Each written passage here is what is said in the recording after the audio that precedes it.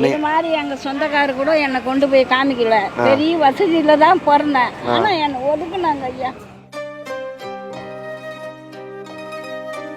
Admission வரும்போது எங்கள் சித்தப்பாவுக்கு தான் டீ கொடுத்தாங்க, எனக்கு கொடுக்கல. கிளாஸுக்கு தான் எங்கள் சித்தப்பா உண்டு ஆகுங்க. என் மகளுக்கு இந்த நிலைமை. அவர் தான் என்னை அட்மிஷன் போட வந்தார், சேர்ந்தார். அதனால நீங்கள் எவ்வளோ அன்பாக பழகுறங்க, அதனால எங்ககிட்ட யாரும் பழக மாட்டாங்க ஐயா.